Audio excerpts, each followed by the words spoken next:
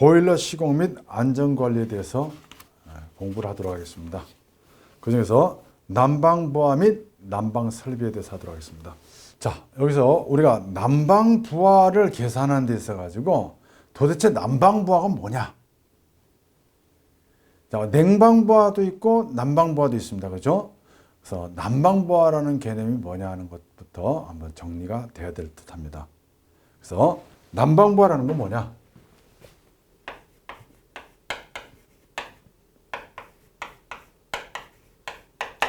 자, 어떠한 건물이 이렇게 있습니다. 건물이.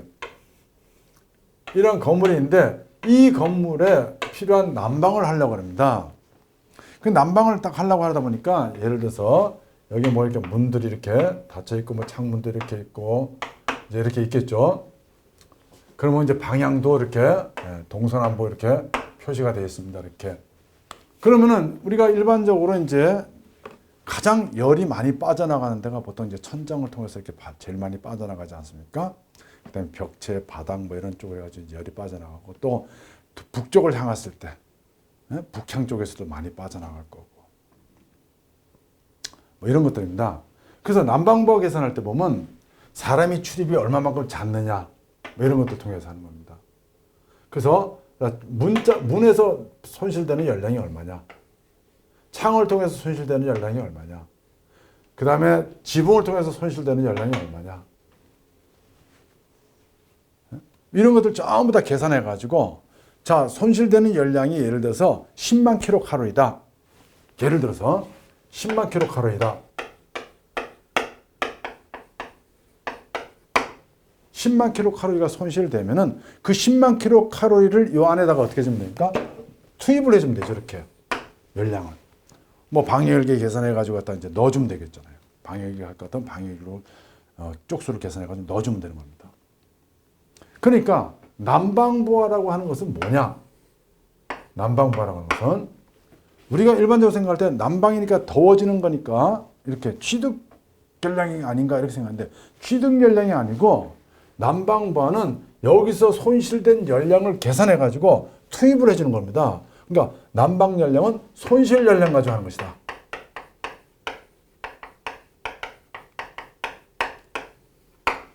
냉방부하는 반대로 냉방부하는 어떻게 됐습니까? 냉방부하는 취득 열량 가지고 하는 겁니다.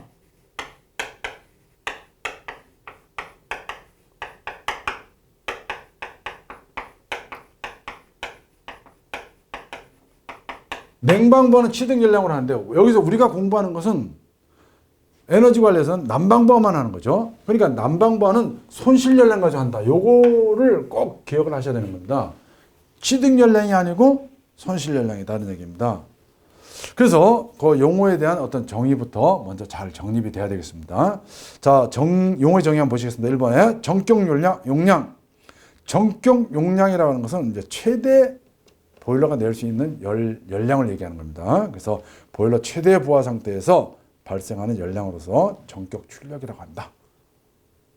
그 다음에 두 번째 난방부하 있습니다. 난방부하의 첫째 손실 열량으로 계산한다는 거 아주 중요한 겁니다. 손실 열량으로 계산하고요. 손실 열량 중에서는 천장이 가장 크다. 그렇죠? 천장이 가장 크다. 그 다음에 난방부하를 계산할 때는 주위 환경 조건이라든지 유리창 문의 크기라든지 그 다음에 실내외하고 외기 온도 이런 관계 그 다음에 건물의 위치 방향 이런 것들이 전부 다 난방부할 때 고려할 사항이다. 이렇게 알아두시면 되겠습니다. 자, 그러면요 우리가 여기서 이제 열 전도율하고 우리가 앞전에서도 한번 공부했습니다.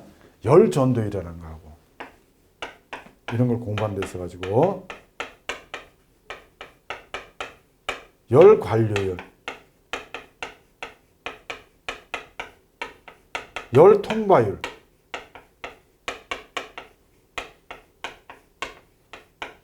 열 전달율,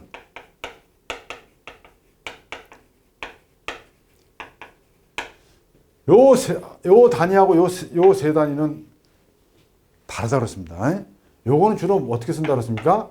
킬로칼로리 퍼 미터 H2O 쓴다 그랬습니다. 요 단위는 킬로칼로리 퍼 미터 제곱 H2O 쓴다 그랬죠. 이건 미터 제곱이 되는 거고, 이건 미터가 되는 겁니다. 열 전도율은. 그러니까 요 4개 있을 때는 단위가 다르면 하나 하려면 열 전도율이 다르다 이런 얘기죠. 요 단위가 뒤집어졌을 때는 어떻게 되는 겁니까? 미터 제곱 H도시 퍼 킬로칼로리가 될 때는 이거는 열 저항이 되는 것이다 이런 얘기입니다. 열이 전달되려고 하는 것은 뭐예요? 막아주는 거니까 열 저항이 되는 것이다 이런 얘기죠. 특히 이 관류라는 게 도대체 뭐냐? 관류라고 하는 것은 벽이 이렇게 있잖아요. 벽이 이렇게 있으면 벽체를 사이에 두고 A라는 유체하고 B라는 유체 서로 다른 유체가 있을 때 그 벽을 통해서 열이 빠져나가는 겁니다. 그러니까 열 관류라고 하는 것은 벽이 반드시 있어야 되는 거죠. 열 관류. 그래서 벽을 사이에 두고 두 가지 유체가 있을 때 빠져나가는 열량. 참고로 알아주시고요. 자, 열 전도율 한번 보시겠습니다. 인접한 물체 사이에서의 열의 이동을 말하는데 킬로칼로리 퍼 미터 H도시다. 그죠? 열 관류율은 벽을 사이에 둔 두 개 이상의 유체 사이에 열 전달률로서 열 통과율이라고 한다. 이런 얘기입니다. 그러니까 열 전달률, 열 통과율이라고 하는 것은 같은 개념입니다. 그래서 어찌됐든 간에 요 세 개는 단위는 같다. 이런 얘기가 되겠죠. 그 다음에 열 저항이라고 하는 것은 이제 역수가 되는 겁니다. 그래서 그 단위 잘 알아두시기 바랍니다. 자, 뒷장 넘어가셔가지고요. 전격 출력하고요. 그 다음에 상용 출력이 있습니다.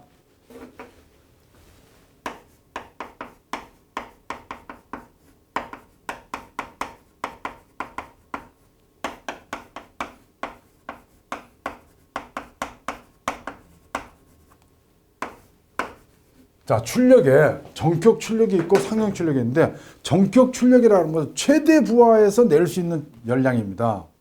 그러니까 모든 열량을 다 포함하는 거죠. 그렇죠? 그래서 전격 출력이라고 하는 것은 우리가 HT라고 놨을 때 토탈 이렇게 놨을 때 모든 걸 다 포함하는 거니까 난방부하라든지 난방부하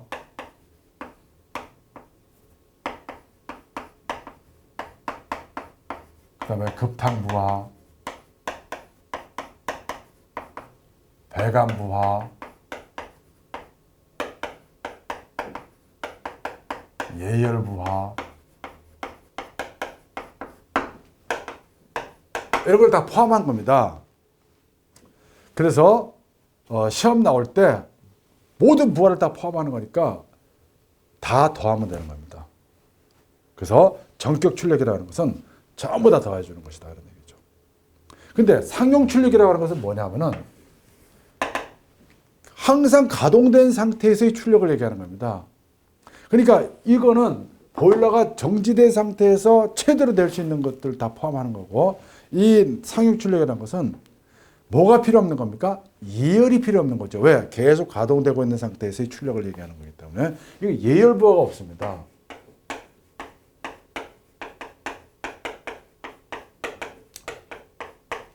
예열부하가 없기 때문에 전격 출력에서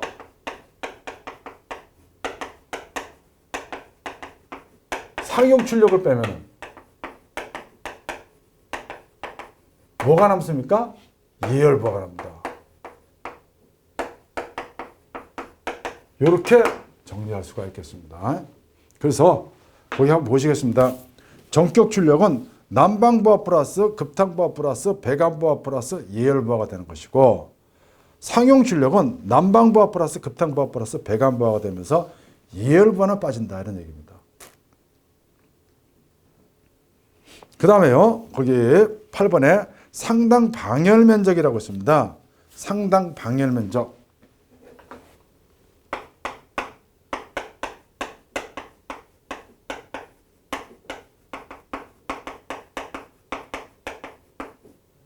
자, 우리가 이거를 EDR이다 이렇게 얘기하는데요. 이 정도만 그냥 알아두시면 되겠습니다. 한 번만 읽고 넘어가시면 되겠습니다. EDR 레이팅 또는 표준 방열 면적이라 하는데, EDR은 표준 방열량분의 난방 부하가 되겠다 이런 얘기입니다. 그 정도만 알아두시면 되겠습니다. 자, 그 다음에요. 거의 이제 우리가 증기 난방하고 그 다음에 온수난방이 있습니다. 증기난방하고 온수난방이 있는데 이 증기난방하고 온수난방의 장단점 또 차이점, 특징 요거 비교하는 것 자체는 항상 빼먹고 나오지 항상 빼지 않고 나옵니다. 그러니까 굉장히 중요한 거죠. 이 부분은. 그래서 어떠한 것들의 특징이 있고 어떠한 장단점이 있는지 잘 정리해서 공부해 두시기 바랍니다.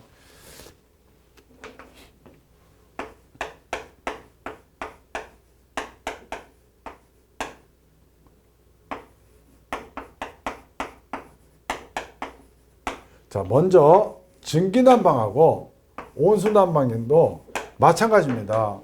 증기난방과 온수난방도 하나가 장점이면은 증기난방의 장점이 온수난방의 단점이 되는 것이고 증기난방의 단점은 온수난방의 장점이 되는 것이다. 서로 반대다. 이렇게 보시면 되겠습니다. 자, 그래서 증기난방 같은 경우는 먼저 온도가 증기가 온수보다 훨씬 높죠. 그죠? 그래서 이거는 같은 직접 난방입니다. 증기난방과 온수난방 각각 이거 직접 난방이 되겠습니다. 간접 난방이 아니고 직접 난방입니다. 그래서 증기난방과 온수난방 같은 직접 난방이지만은 증기난방이 온수난방에 비해서 온도가 높기 때문에 쾌감도가 떨어지는 겁니다. 그래서 쾌감도가 좀 떨어집니다. 가장 중요한 게 이 쾌감도가 떨어진다는 얘기는 이 온수난방의 쾌감도가 높다는 얘기죠. 그렇죠? 그 대신 이거는 난방하는데 시간 자체가 짧죠. 난방하는데 가열 시간이 짧습니다.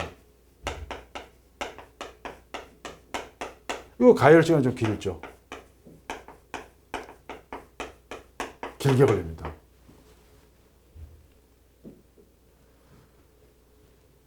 자, 그 다음에 이 증기난방에 또 좀 단점이 뭐가 있냐면요. 증기난방은 동파의 우려가 있습니다. 동파 우려가 있습니다. 근데 온수난방 같은 경우는 그 다음날도 물이 따뜻하죠. 물이 따뜻합니다. 왜? 비열이 크니까. 그래서 이거는 동파 우려가 없습니다.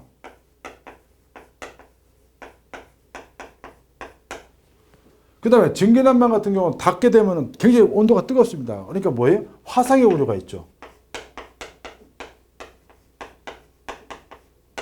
이거는 화상 우려 없습니다.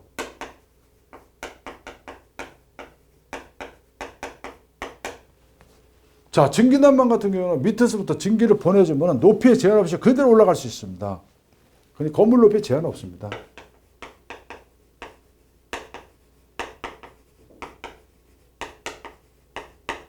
근데 이거는 건물 높이에 제한을 받죠.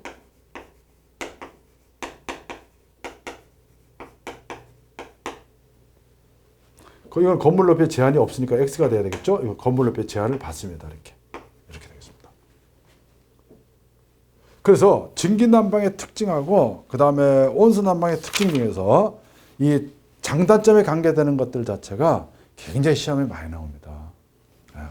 그래서 이러한 특징 같은 것들이 쭉 이렇게 있다는 것 잘 정리해서 외우시고요. 특히 온수난방의 가장 큰 특징, 온도 조절이 영리하다.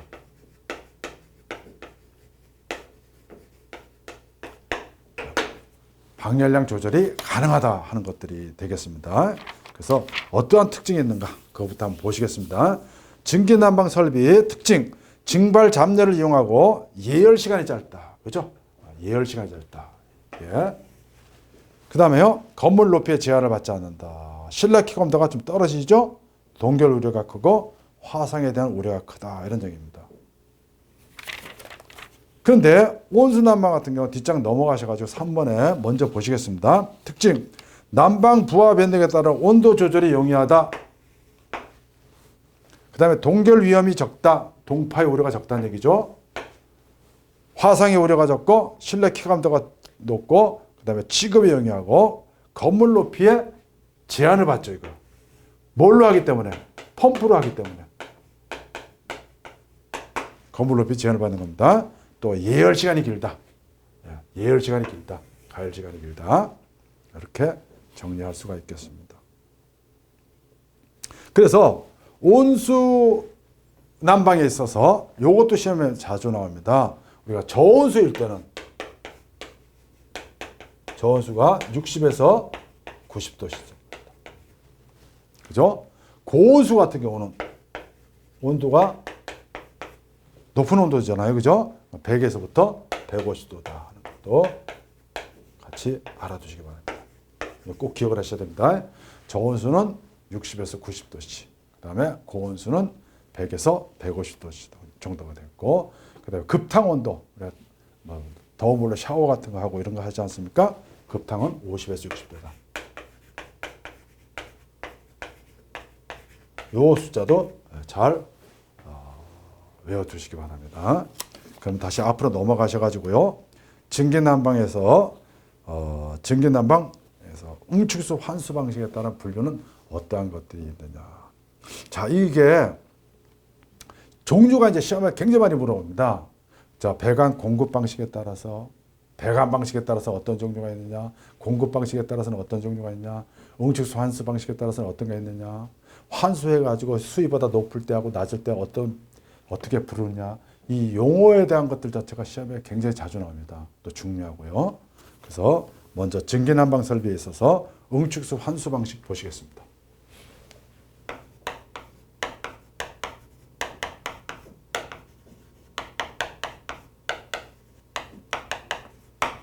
자, 우리가 응축수를 환수한다. 그러니까 보일러에서 증기를 생산해가지고 보일러에서 증기를 생산하지 않습니까? 그러면 여기에 열 사용 설비에서 열을 쓰고 난 뒤에 뭐가 생깁니까? 증기가 생깁니다. 그렇죠? 응축수가. 그럼 응축수 이거를 과연 어떻게 하느냐는 얘기죠. 이 응축수를. 그래서 응축수를 보내주는 방법이 만약에 이게 보일러보다 높으면은 높이 차이에서 들어갈 거고, 낮으면은 펌프를 이용해서 보내준다든지 뭐 진공 펌프를 가지고 보내준다든지 이렇게 되겠죠. 그러니까 응축수를 환수하는 방식은 어떻게 되느냐는 얘기입니다. 첫째, 높으면은 응축수 탱크가 높으면은 높이 차이에서 들어간다는 얘기입니다. 그러니까 예를 들어서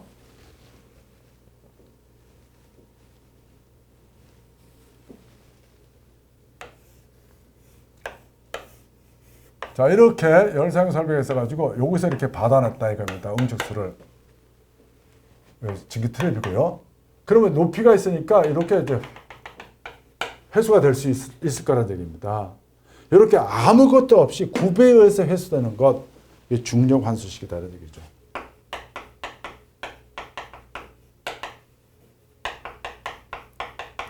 그러니까 중력 환수식은 아무것도 없이 환수하는 방법입니다. 근데 중력 환수식 방법에서 배관의 방식에 따라서 단관식과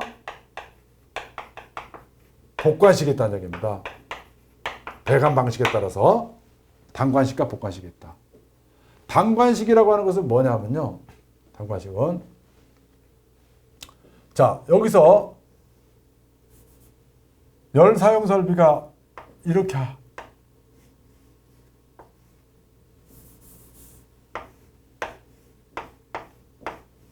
열 사용 설비가 이렇게 있습니다. 그러면 단관식은 증기가 들어갔습니다. 증기가 들어갔습니다. 그래서 증기가 들어갔고 쭉 갑니다. 이 들어간 설비가 일을 하고 난 뒤에 다시 또 요 설비 라인에 물리는 겁니다. 그 다음에 또 여기서 가서 또 들어갔다가 또 요 라인에 가서 물려주는 거죠. 그러니까 공급되는 설비하고 라인하고 회수되는 라인 자체가 단일관이라는 얘기입니다. 그죠? 그러니까 공급과 환수가 단일관이라는 얘기입니다. 단일관. 이게 바로 단관식이 되는 것이고, 복관식이라는 얘기는 이렇게 돼 있으면요. 들어가는 설비가 이렇게 들어가 있으면 나오는 라인은 여기에 갖다 물려주는 겁니다. 자, 여기도 마찬가지로 들어가는 거는 이렇게 들어갔다가 나오는 건 이렇게 물려주는 거죠. 그러니까 공급 라인하고 환수 라인하고 별개로 되어 있는 거죠. 이렇게. 그러니까 공급과 환수가 별개로 되어 있다. 이게 복관식이라는 얘기입니다. 자, 그 다음 두 번째는 뭐냐면은 중력 환수식, 그 다음에 기계 환수식.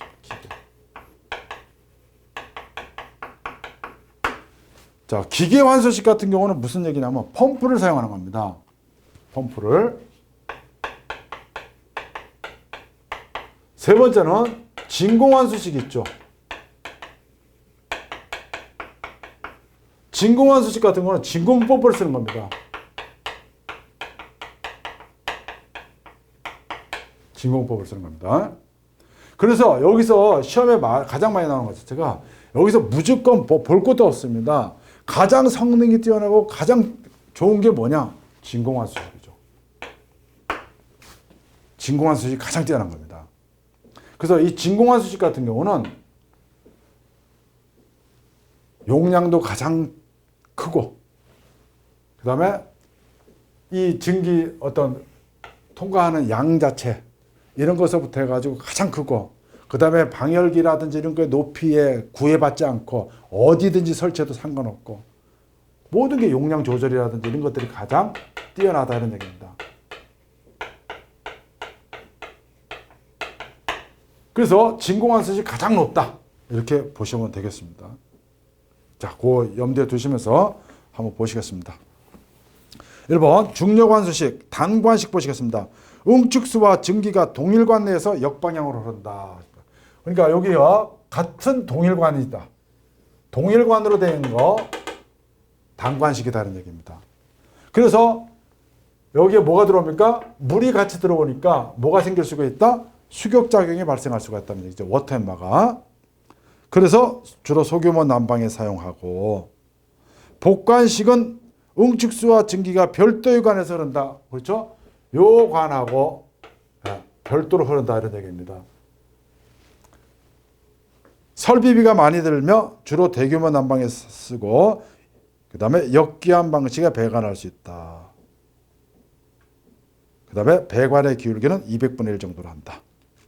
그래서 복관식 같은 거는 배관이 단관식보다 길어지니까, 그죠? 설비비가 많이 들겠죠. 그렇죠?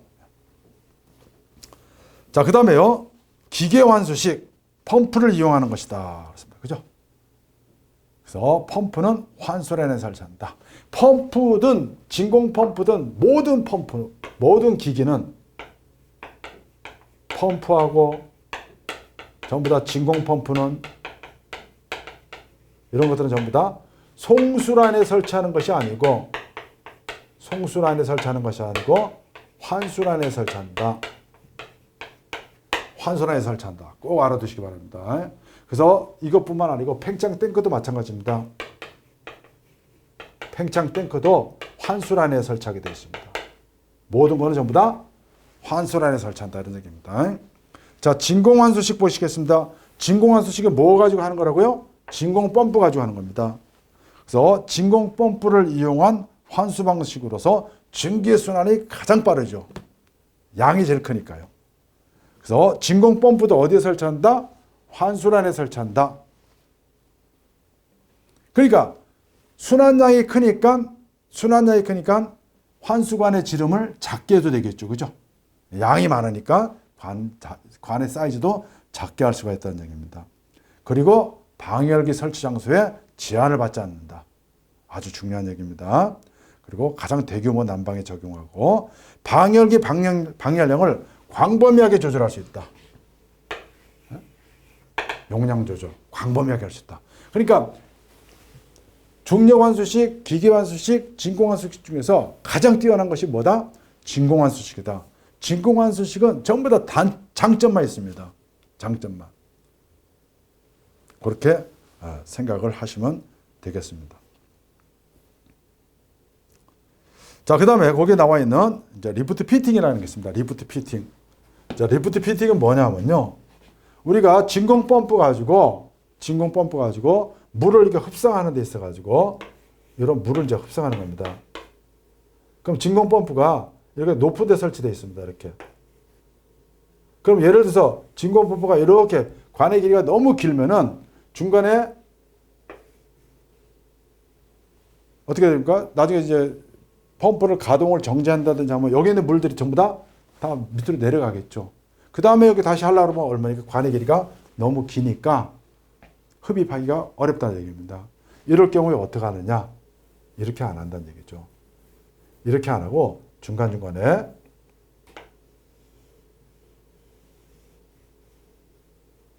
이런 식으로 만들어줍니다.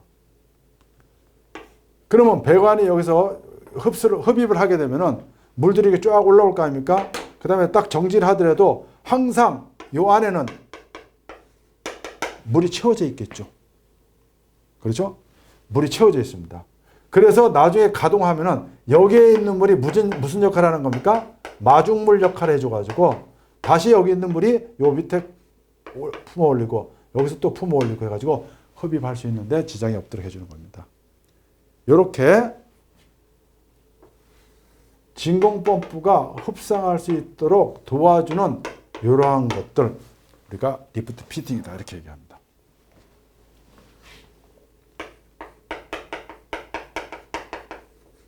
그래서 이 리프트 피팅은 요 사이 거리가 1.5m를 넘으면 안 된다는 얘기입니다. 그래서 리프트 피팅은 1.5m 이내에다가 항상 리프트 피팅을 한 개소씩 설치한다 하는 것도 꼭 알아두시기 바랍니다. 자, 리프트 피팅 보시겠습니다. 환수 주관보다 높은 곳에 진공 펌프가 설치되어 있을 때 이때 적용되는 이은 방식으로서 일단 흡상 높이는 1.5m 이내에 있다. 1.5m라는 것 꼭 기억을 하시기 바랍니다. 자, 그 다음에요.